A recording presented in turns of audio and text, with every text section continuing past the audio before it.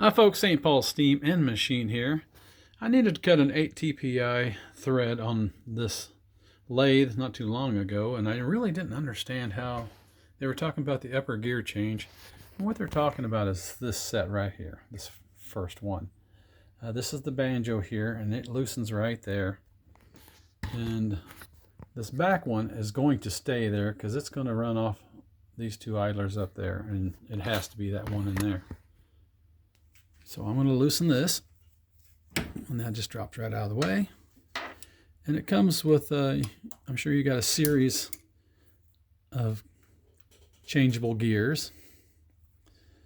And I have them right down here. This is just a small stack of them. Many, many more right here. But what they're talking about is this first one right here.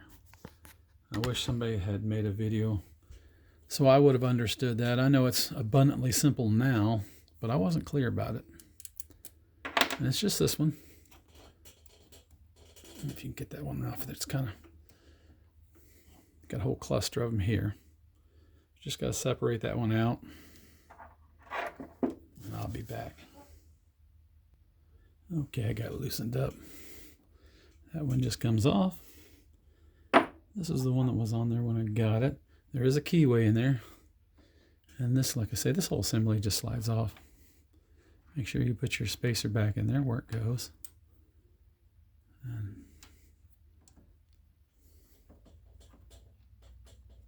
that on there like that.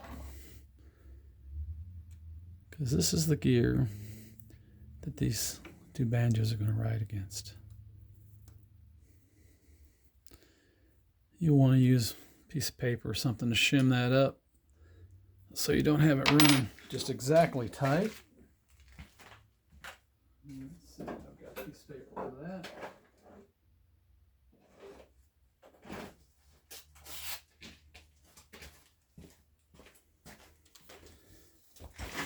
Fold it in half a little bit, and we'll bring that up.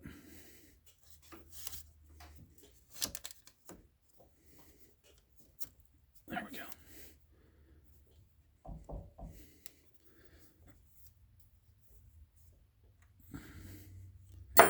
Okay, got that in there.